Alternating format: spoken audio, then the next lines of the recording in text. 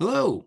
Thank you for joining us for this edition of Ask the Pet Food Pro, Batching Smarter, Practical Ways to Reduce Waste and Improve Efficiency. I'm your host, Tim Wall, Senior Reporter for Pet Food Industry. I'll guide the discussion, but invite you, our global Pet Food Pro audience, to do my job for me and pose questions directly to our expert guests.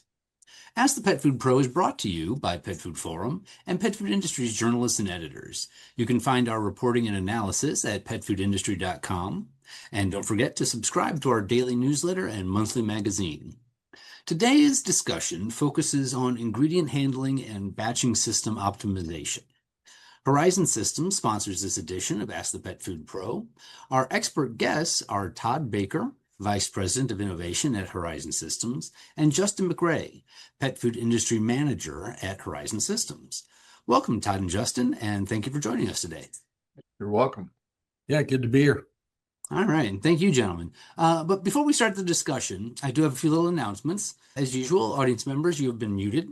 I have included any questions that you sent in beforehand into our script. But if during our discussion anything comes up, please do submit any questions or comments in the chat box.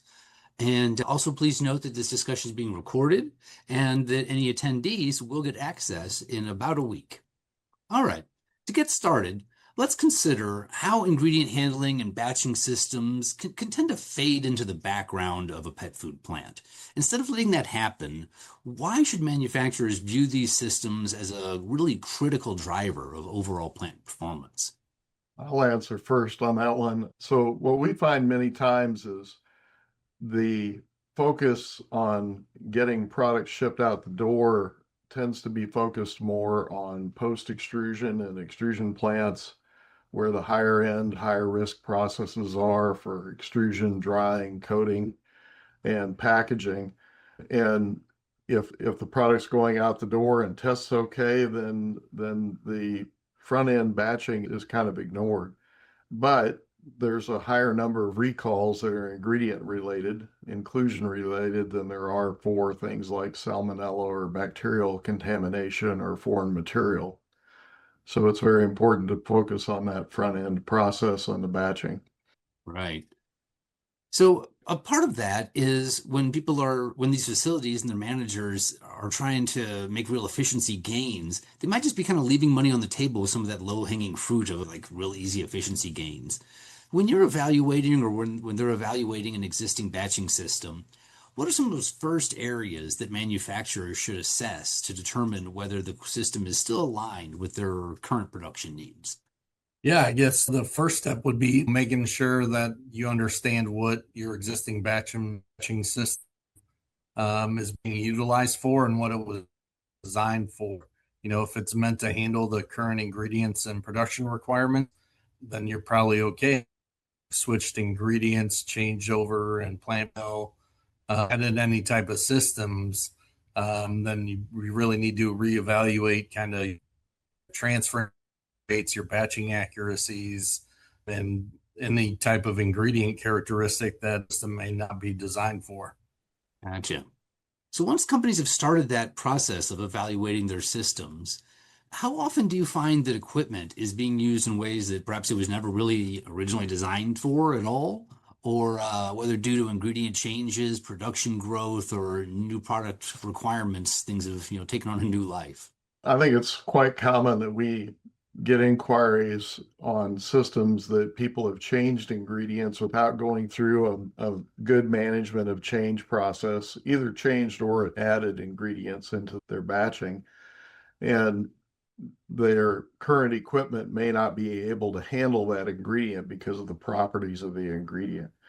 A common thing that we see a lot in the extrusion side of the industry is use of things like tapioca starch that have problems with filtration and handling and pneumatically that need to be configured differently for different equipment.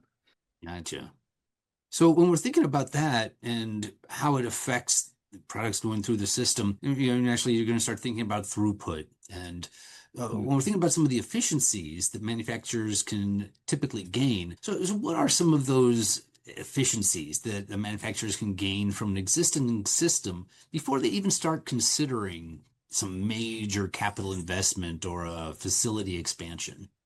Yeah, again, I think it goes back to knowing the ingredients you're handling, proper flow characteristics, batching times, reviewing your sequencing, and optimizing those systems and your scaling to make sure hitting the payments that you need so that you're getting your end product.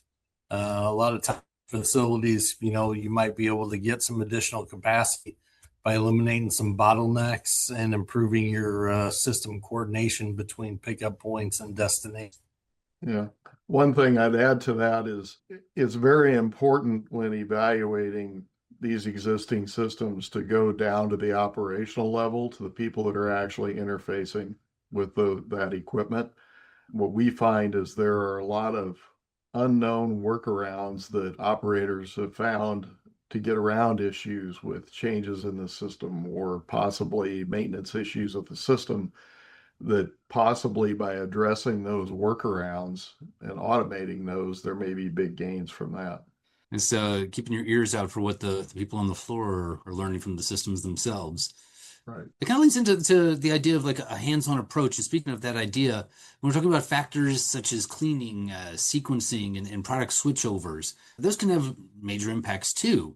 So on that hands-on approach, how much of a throughput bottleneck can design and material flow paths become over time? It can be a large problem, especially if, let's say, you're adding another production line and you want to run two different recipes on the same line at the same time. If those batching sequences need to be intermingled, it becomes more complicated to make sure that you have enough feed points to handle varied ingredients in the two different formulas. The other thing that is a large bottleneck is what's the performance of the equipment when it's not actually feeding and batching. In other words, how long does it take to stage new formulations and change over ingredients within equipment, clean it out, those kind of things. You have to look at that. Overall switch over time can be a big gain on efficiency if you can reduce a lot of that switch over. Gotcha. That along with good product and equipment accessibility, right? Having your equipment in a place that's easy to get to so that you can keep it well maintained. Right. Keeping it simple, make it easy to get to.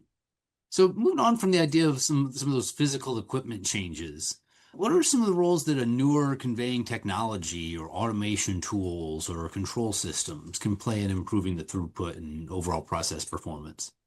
Yeah, really, I think the automation and control sector will, utilizing AI, some, advanced recipe managements, automated ingredient tracking, something that can give you real time kind of diagnostics or a place to at least track that so you can go back and really help your operators know how these systems need to run and to find, preventative maintenance before something large happens there. Something that can give you a line of what to look for would really help out a lot of places.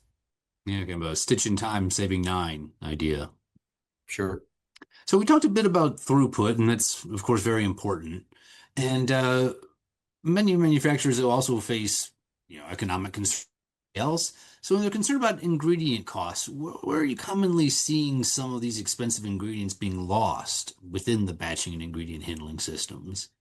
So a lot of the legacy systems that are out there were not designed to have changeovers of ingredients. They were designed that you would put one ingredient into bins or bag dumps or something like that, where that ingredient would be the only ingredient that would feed through that particular equipment. So they were never designed with the intent to try to reclaim leftover ingredient at the end of a campaign.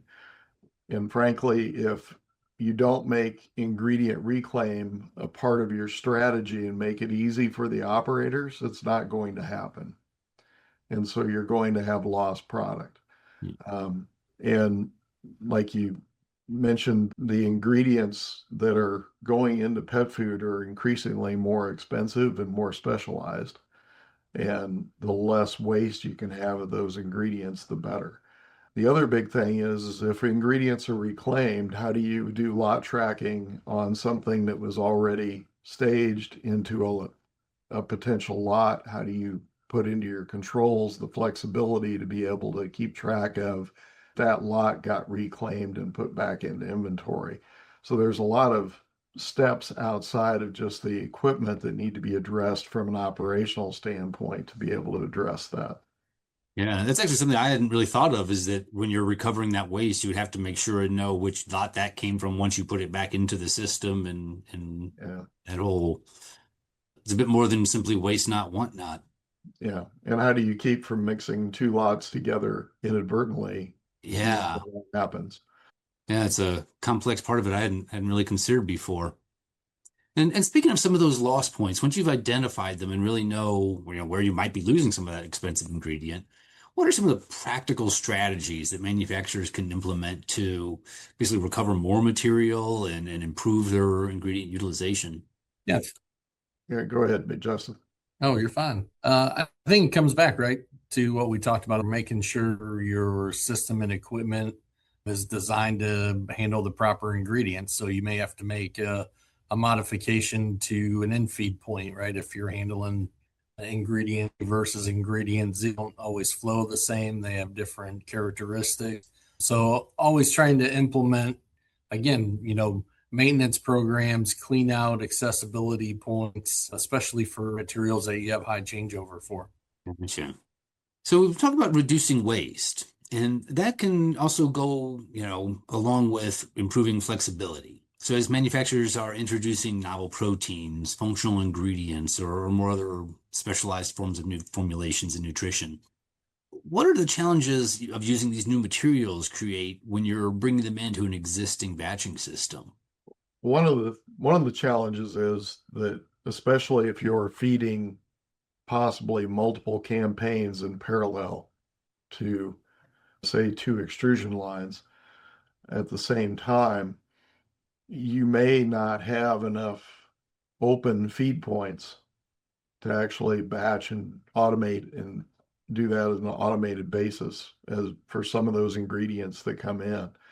So one of the decisions that you have to look at is what do I need worst case for my recipes on one line, but that may potentially not necessarily double the amount of feed points that you need, but you may need a significant number more feed points.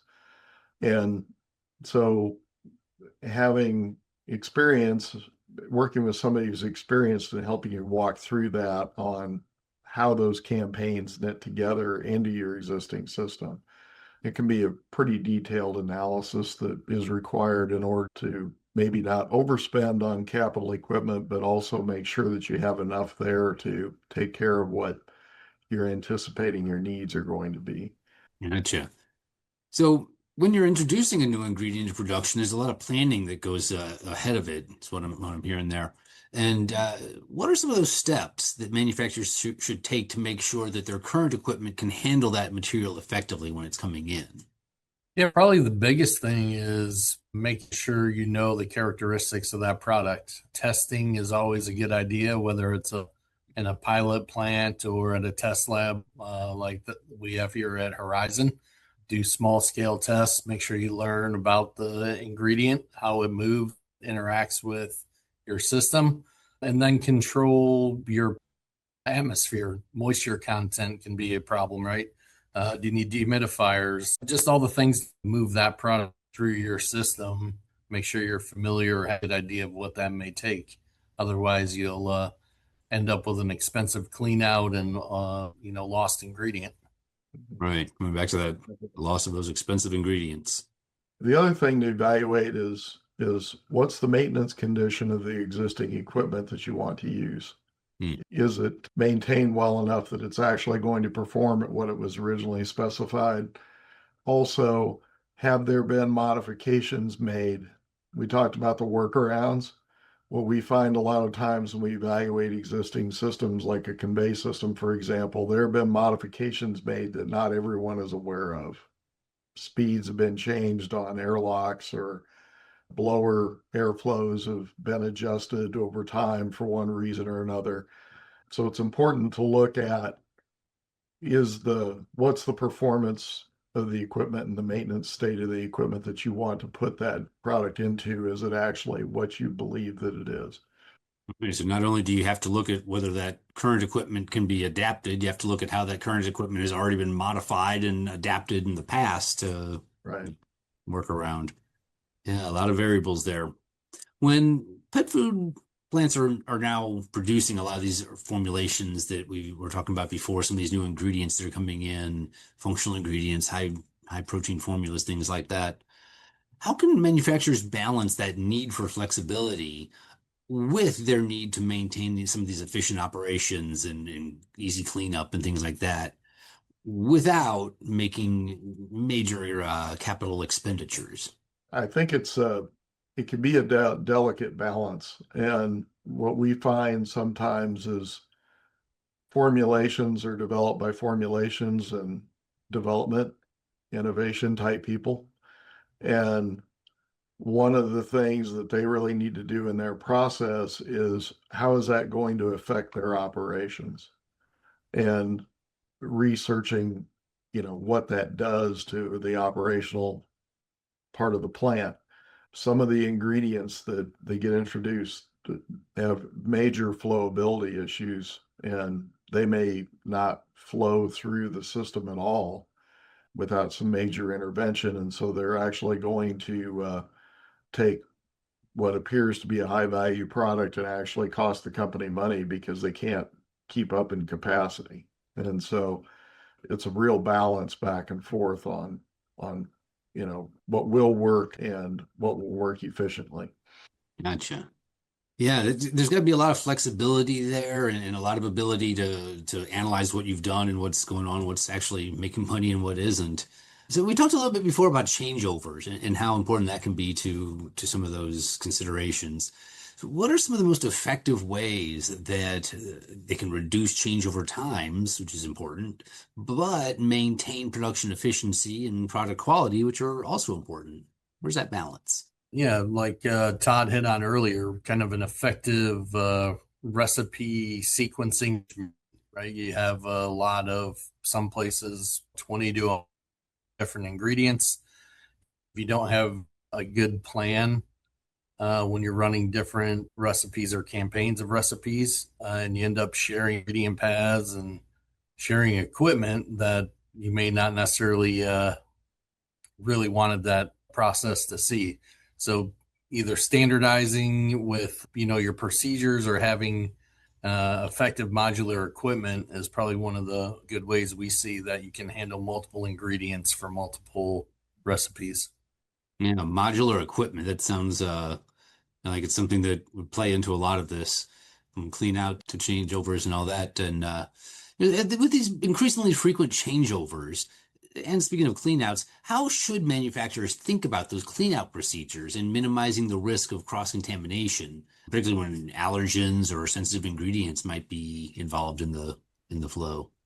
Yeah, and that's really, as an equipment supplier, the tough part of what we apply is how do you want to use all of these different building blocks and pieces of equipment within the system, and understanding that and getting buy-in from the plant level and the operations level of this is something we can do. And one of the big questions is how much time are you going to allow between switchovers? Do you want to do it as quickly as you can turn an extruder around? And maybe that's, depending upon product to product, that may be minutes or maybe maybe hours or a shift. And being able to know what that looks like. And one of the other things to make that better also is if you are intending to switch over ingredient, try to only stage up the minimum amount that you need to finish that campaign. If you have 2,000 or 3,000 pounds of product sitting into a system that only feeds out maybe at 150 pounds an hour, it's going to take a long time to clean out that bin.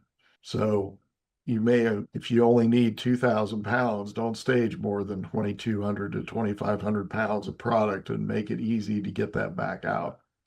Those are all things to look at. Sometimes I've been in facilities where I've been asked, why are the bins above these feeders so big? And they didn't want to run out of that product when that bin was designed, but now it's repurposed for a product that's going to cause inefficiencies on clean out. Gotcha. We've been talking about some of the actual human parts of this, the clean out that people are going to be having to do, and some of the ways that they're having to reuse some of the equipment that's already there. But the story of the past couple of years has been AI and how machine learning models are going to be able to help with that. And we've talked about automation already a few times. We also have a question from the audience on exactly that, asking, how is the industry using AI to improve the manufacturing process efficiency? And if you have any examples of that, how is that playing into batching? Like how are AI affecting your work? Thank you. Some that we've seen AI implemented, as it learns, it starts to just, or a wrong ingredient A was put maybe in ingredient B bin right prior to a transfer. So being able to have a little redundant, but also the automation with either a barcode scanning, some type of infrared, sensor to make sure ingredients are in the proper place, staged, ready to be used. And then on the backside, again with operators, you see places where the computers are learning, hey, we're level pressure's rising, what airflow is coming down. Hey, we may be in a spot we're going to get in trouble, and it'll send signal. Operators recognize that before it's too late. One other interesting thing that we're seeing, just I think the beginnings of where AI can really improve efficiencies is I've seen control systems where you can actually ask AI to give you a report about an AI-enabled control system to say, where have I experienced my downtime? And what do you think that downtime was attributable to?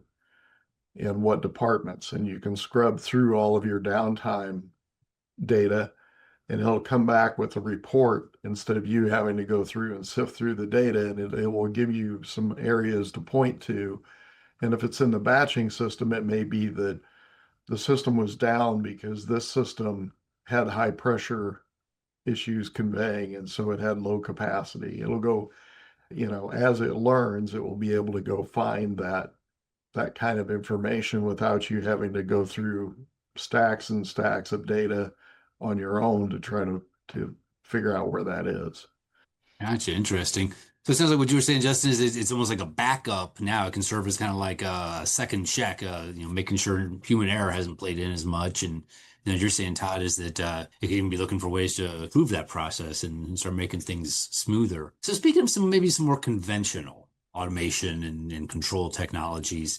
So what are some control and automation features that provide some of the greatest opportunities to reduce an operator's dependency or to reduce operator dependency and minimize that risk of human error?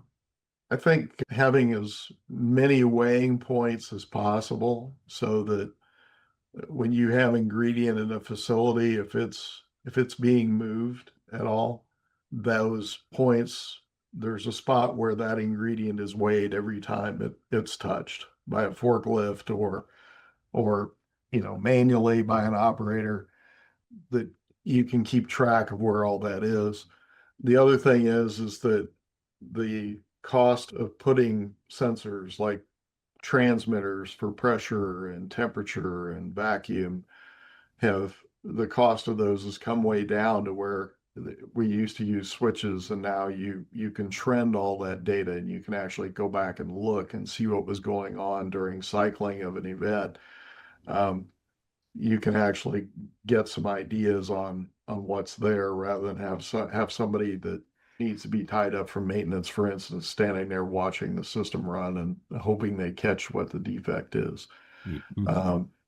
I think that making sure that you don't skimp on, if you think that it could have some sort of a sensor on it, my feeling is now that it probably should, because someday you'd like that data. You may not look at it every day, but sometime when something happens, you may want to look at that. And it doesn't cost a lot to add those in now into the front end of a system. If it can be measured, measure it. If it Right. can't, find a way. Yeah. So finally, before we head on to our other questions that are coming in from the audience, as manufacturers are starting to look ahead towards the future, how important are environmental factors such as temperature, humidity, and air quality in maintaining a really reliable batching performance? And what should a company prioritize if they want to build a more efficient and adaptable operation for the future? Yeah, absolutely. Probably one of the biggest inefficiencies, right? That's out of control. If you live in the Midwest, one day it's 75 degrees and 20-30% humidity. The next day it's 85 and 9% humidity. Having a way to condition the system or your plant to handle the ingredients that need to be moved efficiently, humidity, temperature, and not just those two individually, but controlling, to points. If you have a process that sits outside, some storage silos outside your building, and then you bring them in and you have a big temperature gap in between there, limiting the environmental concerns, not only how to transfer the product, but to keep them out of your product as well. Yeah. Yeah, one of the things to remember about a lot of these ingredients that are coming in today are coming in as very fine powders, and many of them have at one time been in a slurry or and then been spray dried at some point. All of those types of products want to become a slurry again, and they will draw as much moisture out of the air as they can. We do a lot of just impromptu tests when we suspect something's hygroscopic. Our main lab area is sort of air conditioned. It's not air conditioned as efficiently as we would recommend people drying things to. We'll spread product out on plates, and some of these products will turn liquid overnight just with the humidity in the air. And it's important to know those kind of things before you start dropping them into a process that's in an unconditioned area, because it can cause all kinds of havoc in your process. From slurry they came, and to slurry they shall return. Yes. All right. So let's take in some questions from the audience, just as those powders might take in water from the air. Speaking of water, are there automated H2O dispensing systems that will monitor and dispense to meet a specific moisture level in a mix while mixing? You can add liquids to certain levels, and to the extreme, that's what a preconditioner is above a dry pet food extruder, is you're adding liquids to get to a very high moisture level before it goes into the barrel of the extruder. Systems, I would say that you want to, for the previous question answers, you want to be very careful about trying to add moisture arbitrarily to mixes, because it can be very easy to go to the point that at the next step beyond the mixer, you may have things that set up like concrete in a bin if they have a chance to sit. I know that liquids are added. Usually it's oils and flavorers, and those kind of things are added as an oil rather than water. But you need to be very careful about where you're going to be handling that product after you start adding moisture to it, I think. Gotcha. And so coming back to the idea of AI, and what are important criteria when a pet food manufacturer is selecting a AI-enabled solution for their manufacturing processes? Yeah, that's probably up to first whatever company goals you have, right? Make sure it's integratable to what you are currently doing or maybe in the future. I don't finding the right solution, not just throwing it right at, hey, here's 40 processes, tell me what's wrong, right? It still needs to learn about your systems. So the more information you can give it, whether that's through PDF download manuals, right? Try to feed it the right info so that you're getting answers back that correlate to your processes and systems instead of just a blanket, hey, this works for plant A through Z. And I think seeking out, because all of your answers that you're going to get out of AI are probably going to reside in the data that was gathered from your control system and your SCADA system, as far as keeping track of batch records and archiving all the data from all those sensors. So I would say that you need to look for controls vendors and programming people that have experience in being able to go into the control system data to be able to pull that out. And what we're finding is there's a number of controls vendors out there that are, some are further along in AI, some are very advanced in AI. So you want to probably be talking about implementing AI at the level we're talking about with the controls vendors, the actual people that are going to be doing the programming and finding out what kind of software they need to interface for that.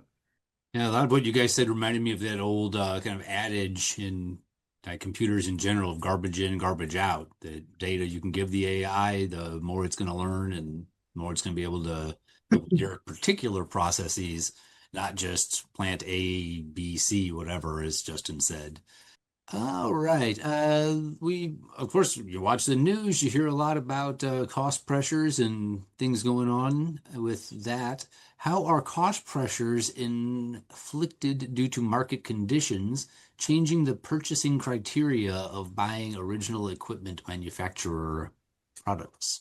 Well, I think that's kind of the key question for any sales related manufacturing company, right? Do we efficiently price our equipment but deliver not service and deliverables that meet expectation? Again, it probably relates back to, high end, mid tier, low end type manufacturing, and who the customers are and what their needs are. We're not, if you don't need 3A dairy certifications and all stainless steel, certified welders for every piece, then there's places to look to maximize the dollars you're going to spend for equipment that you. Yeah, one of the things that to keep in mind about all of these batching systems is there are pieces of equipment and there are a lot of canned systems out there that were designed to handle a broad range of ingredients. But you need to be looking at all of these operational things that we've been talking about. And does that equipment fit you operationally? Not just, is it the lowest price and we think we're safe buying it? How's it going to integrate and operate within your facility? You may get a lot of efficiency gains by spending 10 to 20% more for a given piece of equipment within the system, which may run the price up, but you may gain 30 or 40% on your efficiency and time.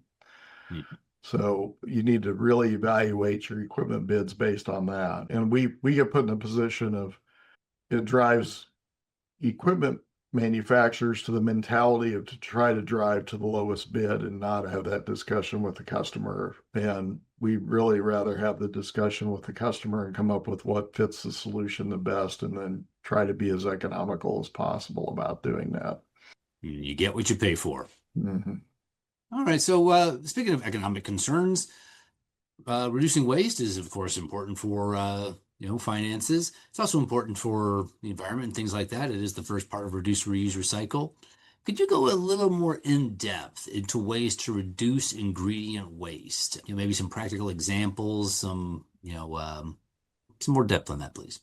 Sure. Anywhere that an ingredient is introduced into a system, is there a good and reliable way to discharge that ingredient without losing it? So Horizon System makes a set of screw feeders that come standard with a reversing drive clean out port. So if a particular ingredient got loaded into the wrong bin, you don't have to take the bin, dump it out, worry about dust control, flip it upside down. There safe, reliable way to get that ingredient out of the system. And then there's the cleanability side.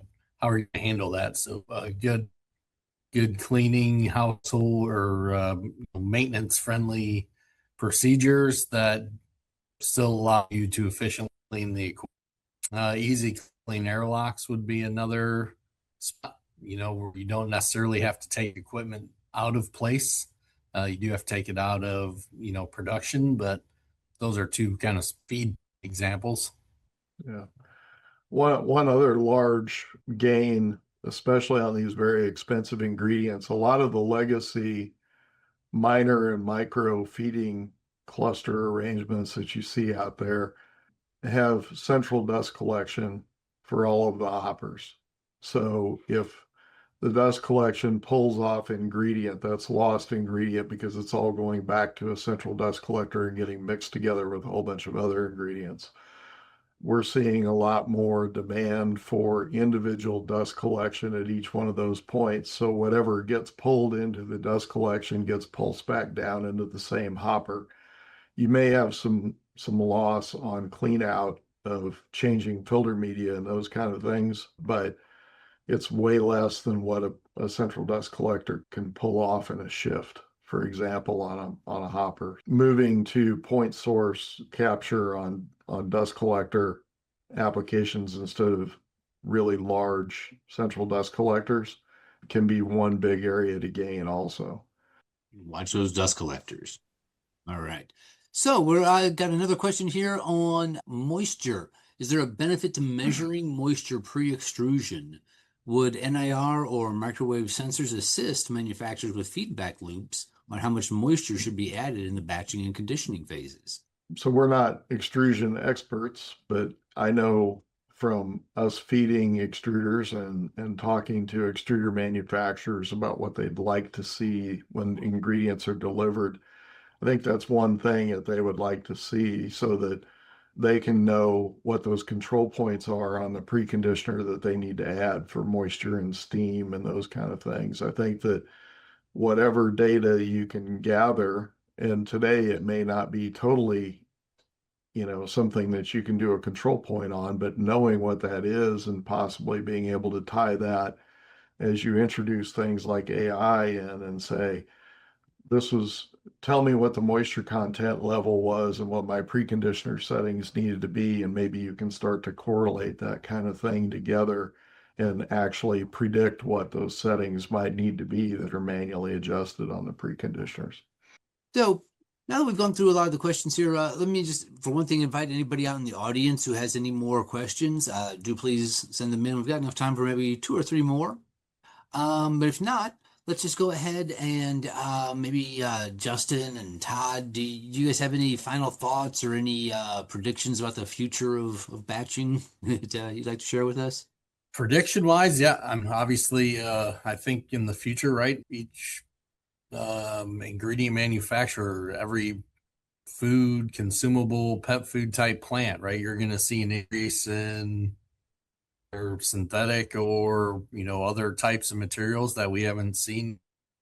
And just keep in mind there's different ways to handle different creatures, and that modular design, the more you can implement that, hopefully the easier life will become as we continue down seeing new products and new ingredients and ways to handle them. Yeah, I think as far as trending that we're seeing now is we're seeing more and more ingredients being added within a given recipe.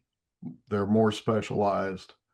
We're going to see a lot more functional type ingredients being handled. And I think along with that, pet food manufacturers are making more and more label claims, or maybe not hard label claims, but they're implied label claims that you need to be able to back that up to some degree on what you have included in case that you're challenged on it. So being able to accurately feed those and have accurate batch records and those kind of things, I think the pressure on that is going to get ever increasing. I also think that the humanization of pets is going to put more pressure on that also. People are wanting to look at sometimes their food for their dog or their cat is almost like, you're taking them to the vet as far as what they want to know what the cat and the dog are eating. So I I don't see that lessening, and I think that makes your batching systems even more important to what's going on in your facility. Yeah, and batching data sounds so important for a lot of things that, it feeds into, your automation systems, but then it allows that transparency that when consumers want to know about the history of a pet food, they've got it. Yeah. Well, all right. Thanks again, Todd and Justin, and thank you to our audience. I'd like to give a great big thank you to Horizon Systems for sponsoring this edition of Ask the Pet Food Pro. And also a big thanks to the Watt Global Media staff for making this possible. Watch for more Ask the Pet Food Pro chats brought to you by Pet Food Industry and Pet Food Forum. I'm Tim Wall, Senior Reporter for Pet Food Industry. Thank you to our international audience for joining us, and do please enjoy the rest of your day or evening, depending on which side of the planet is your home. Until the next time on Ask the Pet Food Pro, goodbye.